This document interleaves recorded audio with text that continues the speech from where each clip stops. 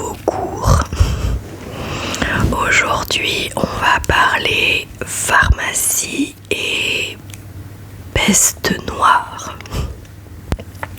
Alors, installez-vous confortablement les amis et moi je vais commencer la lecture. Prenez des notes ou bien endormez-vous. À quoi ressemblaient les pharmacies au Moyen-Âge? On les trouva d'abord dans les monastères et les couvents. Les apothicaires s'organisèrent plus tard en guildes pour servir le grand public. Et leurs remèdes étaient bien différents de ceux que l'on connaît aujourd'hui. Les épidémies de peste et les maladies n'étaient pas étrangères aux Européens du Moyen-Âge.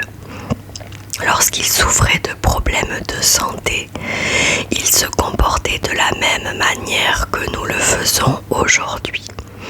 Ils se tournaient vers la médecine pour un remède ou du moins pour apaiser leur douleur. Ils achetaient, ingéraient ou appliquaient des soins qui nous sont encore familiers. Potions, onguents ou autres pilules. La chimie de tels médicaments était cependant très différente. Ils étaient faits à partir de substances naturelles que l'on pensait dotées de propriétés curatives, voire miraculeuses. On retrouvait parmi elles des pierres précieuses. L'agate était... Le retour de la mouche. L'agate était un remède pour les maladies oculaires et le jaspe permettait de lutter contre les hémorroïdes. Les produits dérivés d'animaux ou d'humains étaient populaires. Ongles, urine, sang, mais par-dessus tout une grande variété de plantes. La pharmacopée, écrite par le médecin grec Dioscoride, de Materia Medica circulait largement dans le monde occidental ainsi que dans les mondes arabes et musulmans du Moyen-Âge. On y retrouvait les descriptions botaniques et les applications médicinales de centaines de plantes. Certaines étaient associées à une grande variété de propriétés curatives. Selon Dioscoride, les plantes de la famille des cyclamènes pouvaient être transformées en potions pour traiter tous les maux, de la jaunisse et les maux de tête, jusqu'à la constipation, les engelures, l'acné et l'alopécie. Les épiciers entretenaient une étroite relation avec les apothicaires, car on pensait que certaines des épices qu'ils échangeaient avec l'Orient avaient des vertus médicinales. La cannelle et l'anis, par exemple, étaient utilisées pour traiter la mauvaise haleine. Les lotions, potions et cataplasmes étaient parfois préparés par des guérisseurs itinérants qui vendaient leurs produits dans les rues ou en faisant du porte-à-porte. Il existait cependant aussi des boutiques d'apothicaires, du mot grec signifiant entrepôt, des sortes de dispensaires précurseurs de nos pharmacies et drogueries modernes. L'hôpital des moines, l'origine de ces apothicaires est intimement liée aux couvents, aux monastères et aux abbayes. Les fondations monastiques comprenaient des lieux où ils pouvaient offrir l'hospitalité aux pèlerins et aux pauvres. Beaucoup de ceux qui résidaient en ces lieux, que l'on appelait hôpitaux, étaient malades et les moines traitaient leurs maux. C'est ainsi que le mot hôpital acquit son sens moderne. Les moines recevaient une formation médicale. Ils avaient accès aux ouvrages scientifiques qui se trouvaient dans leur bibliothèque, tels que le traité de Dioscoride et beaucoup d'autres textes qui circulaient dans l'Europe médiévale et le monde musulman. Ils détenaient aussi les ressources physiques. Selon leur niveau de connaissance, les moines moines savaient quelles plantes médicinales cultiver dans les jardins de leur monastère. De cette manière, les premières pharmacies étaient établies dans des pièces ou des espaces distincts. À Camaldoli, à l'est de Florence, un moine du XIe siècle du nom de Romuald fonda une communauté de moines bénédictins qui dirigeaient un hôpital pour les pauvres. On citait la pharmacie de Camaldoli dès 1048. Des sources du XVIe siècle décrivaient la profusion d'herbes médicinales qui provenaient des jardins botaniques bien entretenus et fournis. Un autre exemple, là encore en Italie, est le couvent dominicain bâti en 1221 à Florence, près de la basilique Sainte-Marie Nouvelle, érigée plus tard. Quand les religieux soignèrent un riche marchand florentin, la célébrité de leur pharmacie se répandit et le grand public finit par affluer à ses portes, faisant de Sainte-Marie Nouvelle un précurseur de nos pharmacies modernes. La division entre le rôle d'apothicaire et le médecin commença à se faire plus stricte au XIIIe siècle. Cette scission coïncidait avec la montée en puissance de guildes de médecins. Ils considéraient que la préparation de médicaments était indigne d'eux. Aussi les apothicaires reprirent cette tâche. Les constitutions de Melfi furent promulguées en Sicile en 1231 par l'empereur Frédéric II du Saint-Empire romain. Elles établirent que les médecins ne devaient pas préparer les remèdes, seulement les prescrire. Et inversement, les apothicaires n'étaient pas autorisés à prescrire les remèdes, ils ne pouvaient que les confectionner et toujours sous la supervision d'un médecin. À cette époque, les apothicaires poussèrent les limites de leur pratique. À Paris, en 1281, la faculté de médecine prit des mesures à l'encontre des apothicaires et leur interdit de se rendre au chevet des malades ou de vendre un médicament sans l'ordonnance d'un médecin. L'âge des guildes. L'essor des guildes soumit le travail des apothicaires à une régulation régie par la loi. En 1353, les décrets royaux gouvernant la guilde des épiciers apothicaires de Paris établirent que personne ne pouvait exercer la profession d'apothicaire s'il ne savait pas comment lire les prescriptions et n'avait personne pour le faire. La vente de médicaments empoisonnés ou dangereux était proscrite et il devint obligatoire d'étiqueter les bouteilles avec l'année et le mois de préparation du remède. De plus, les apothicaires étaient fortement encouragés à vendre leurs produits à un prix loyal, honnête et modéré.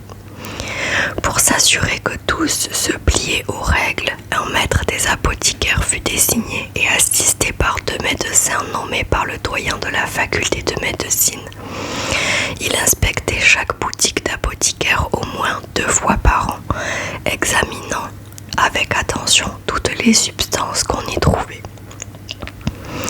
Les femmes dans la médecine. Malgré toutes les épreuves de femmes médecins dans l'Antiquité, l'idée qu'une femme gère une droguerie, une pharmacie ou pratique la médecine était source d'hostilité en Europe et au sein des guildes largement dominées par les hommes. Des tentatives furent faites pour restreindre le rôle des femmes dans la médecine à celui de sages-femmes. Néanmoins, le rôle traditionnel des femmes en tant que soignantes leur permit d'obtenir les connaissances requises pour être guérisseuses. Dans l'Angleterre du XVIIe siècle, il devint à la mode pour les femmes de rédiger des livres de recettes, apprenant à concocter des remèdes pour traiter une variété de maux. Ce n'est que plus tard que les recettes furent associées à la nourriture. Cette méthode concordait avec un essor de l'alphabétisation chez les femmes. L'une des autrices les plus connues de tels ouvrages était Anna Woolley au XVIIe siècle en Angleterre, dans le Guide de la gente femme. Woolley a associé le travail de pharmaciens et de médecins à une mobilité sociale verticale et encourager les femmes à acquérir de solides compétences en médecine et chirurgie afin d'atteindre l'utilité sociale. Parmi les colons Quakers qui firent voile vers l'Amérique depuis l'Angleterre avec William Penn en 1682, se trouvaient des femmes médecins et guérisseuses.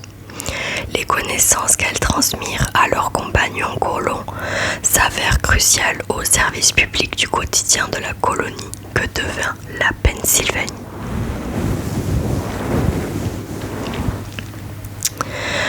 Ensuite, on va parler. La peste noire marque encore notre génome. Plus de 600 ans après la fin de l'épidémie de la peste noire, qui a emporté un tiers de la population européenne au XIIIe siècle, une équipe de chercheurs canadiens a mis en évidence les modifications que l'épidémie a apportées à notre système immunitaire. Choisir entre la peste et le choléra, cette expression cache peut-être une vérité génétique, héritée de la grande épidémie de peste qui a ravagé l'Europe de 1347 à 1352. Une étude récemment publiée par une équipe de chercheurs américano-canadiens démontre en effet que notre système immunitaire a évolué pour mieux combattre cette maladie.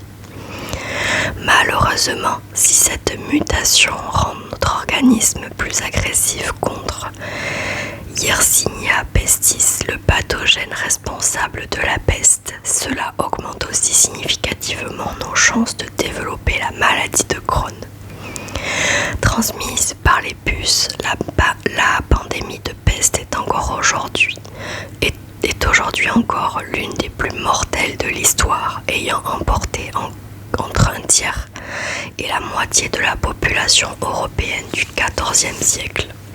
Un événement tragique dont les traces sont encore présentes dans notre génome pour le meilleur et pour le pire. Que le meilleur gagne. Nous nous intéressions à l'impact des pathogènes sur l'évolution du système immunitaire, explique Luis Barreiro, directeur du laboratoire d'immunogénétique de l'Université de Chicago. Nous cherchions à savoir si cette pandémie, seule sur une échelle de temps assez courte de 5 ans, avait suffi à pousser l'évolution de notre système immunitaire à favoriser l'augmentation de la fréquence de production de certains gènes. Lorsqu'il fait face à un pathogène, notre système immunitaire se met en effet à produire des cellules et des protéines de défense. Pour cela, les cellules immunitaires favorisent l'expression de gènes spécifiques qui restent normalement en dormance lorsque le corps est sain. L'objectif de l'étude américo-canadienne était donc de déterminer si la peste de 1348 avait modifié notre système immunitaire. Nous avons étudié la fréquence de l'expression des gènes des personnes mortes avant, pendant et après l'épidémie, explique Hendrik Poignard, directeur du centre de l'ADN ancien de l'université McMaster de Hamilton. C'est ce qui rend cette étude unique dans la sélection des échantillons. Nous voulions savoir si la moyenne des personnes qui ont succombé à la peste présente un changement dans la fréquence d'expression des gènes du système immunitaire. L'idée est que si elles mouraient, elles présentaient des allèles les rendant vulnérables, tandis que si elles survivaient, elles avaient des allèles qui les protégeaient. Les gènes pouvaient en effet être présents en plusieurs variantes dans le code génétique, où on parle alors d'allèles. Par exemple, tous les humains possèdent le gène codant pour la couleur de leurs cheveux, mais certains peuvent présenter un allèle blond, tandis que d'autres présentent un allèle brun. La fréquence de la présence de chaque version dépend alors de celle qui a été favorisée par l'environnement. Plus le gène donne de chance à son porteur de se reproduire, plus il sera fréquent. Plusieurs paramètres peuvent influencer la fréquence d'un allèle, tels que la présence des partenaires, mais aussi et surtout la capacité à survivre pour pouvoir ensuite transmettre ces gènes. Selon le docteur Poignard, la peste bubonique présentant un taux de mortalité de 30 à 50% contre 2 à 5% pour la grippe espagnole et 0,5% pour la Covid-19, elle représente un important événement de sélection des gènes impliqués contre la réponse immunitaire.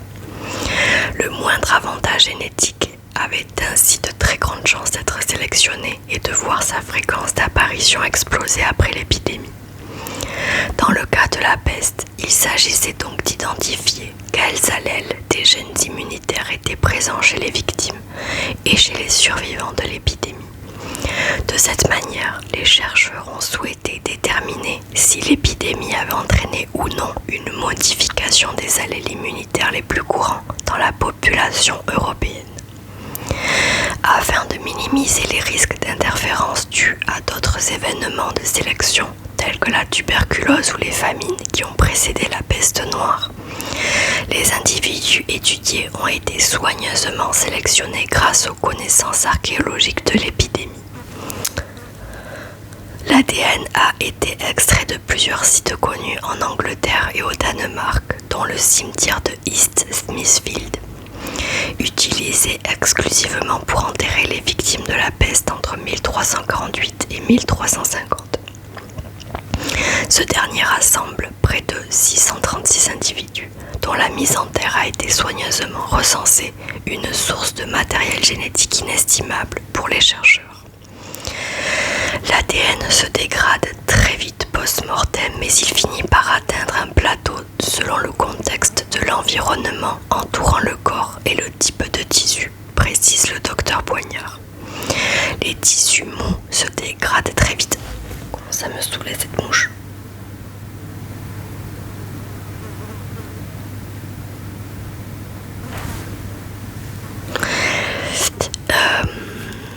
Les tissus mous se dégradent très vite, mais l'ADN dans les os est moins exposé à la dégradation.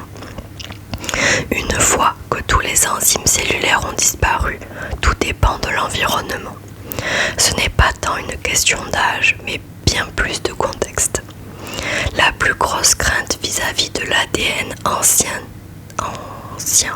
surtout chez l'homme, est qu'il est très facile de contaminer un échantillon, souligne le docteur Barreiro.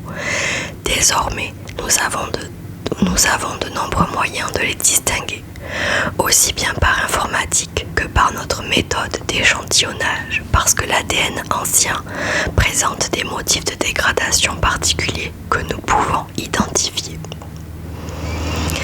Un pile ou face à haut risque. À la suite de ces extractions, l'étude révèle que 14 zones précises de l'ADN semblent avoir fait l'objet d'une sélection importante.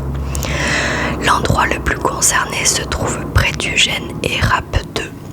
Ce gène, toujours présent dans notre code génétique aujourd'hui, permet la production d'une protéine impliquée dans la reconnaissance des pathogènes.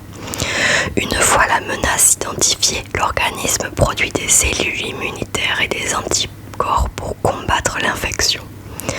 Dans le cas du gène ERAP2, deux critères de sélection semblent entrer en jeu. Le premier est son niveau d'expression, qui peut être plus ou moins important, et le second est l'existence de deux allèles différents. Ces deux versions diffèrent par leur mode de production, plus précisément une étape appelée splicing. Commune à toutes les protéines, cette étape se déroule juste avant sa synthèse et consiste en une découpe du message ordonnant sa production pour ne laisser que les informations qui seront contenues dans la protéine mature. Le mécanisme génétique est assez simple, explique le docteur Barreiro. Les individus présentaient soit un allèle qui permettait une expression normale du gène, soit un allèle qui entraîne un splicing alternatif de la protéine qui la rend très courte. Ce que nous avons prouvé, c'est que la version la plus longue pouvait être surexprimée et pouvait protéger de la peste. Les résultats montrent en effet que la présence des allèles longs et surexprimés des RAP2 augmentait de près de 42% les chances de survie de son porteur. Cette réponse se manifeste également à deux niveaux face à d'autres pathogènes, toujours selon l'étude. Cela n'est pas toujours une bonne nouvelle. Le gène ERAP2 est également connu pour être un facteur de risque de la maladie de Crohn, tout particulièrement lorsqu'il est présent sous la forme de l'allèle protecteur. La maladie de Crohn est une inflammation des intestins, explique le docteur Poignard. Si une personne est porteuse de l'allèle protecteur, le système immunitaire peut avoir tendance à se retourner contre sa propre flore bactérienne. Cependant, à l'époque de la peste, les gens auraient eu plus de chances de survivre et la maladie de Crohn n'étant pas létale, l'allèle s'est maintenu. Toujours présent dans les populations européennes, l'allèle a également de grandes chances d'être retrouvé sur d'autres continents en raison des différentes épidémies de peste que l'on peut observer à travers le monde, souligne le docteur Barreiro. La sélection naturelle n'est pas une question de survie mais de reproduction et de transmission des gènes. Le Covid-19 par exemple touchait principalement des personnes âgées qui ont déjà eu des enfants. Malgré le nombre de morts, c'est donc une épidémie presque invisible pour la sélection naturelle, explique-t-il. La maladie de Crohn n'empêche pas de se reproduire, donc nous n'avons pas eu de sélection négative de cet allèle après l'épidémie et il a pu se maintenir dans la population. Même si sa fréquence a un peu diminué, elle reste supérieure à la fréquence qu'il avait avant l'épidémie de peste noire, conclut l'expert. Un peu soporifique cet article. Voilà les amis, j'espère que vous êtes endormis, relaxés par ma voix. J'espère que vous êtes bien détendus. Voilà, j'espère que vous allez bien aussi, que vous avez pas trop chaud. J'ai vu que dans le nord, les températures se sont rafraîchies, vous avez bien de la chance. Voilà, buvez beaucoup d'eau les amis, soyez heureux, prenez bien soin de vous. En tout cas, moi je vous souhaite tout le bonheur du monde. Je vous dis à très vite dans une prochaine vidéo ASMR.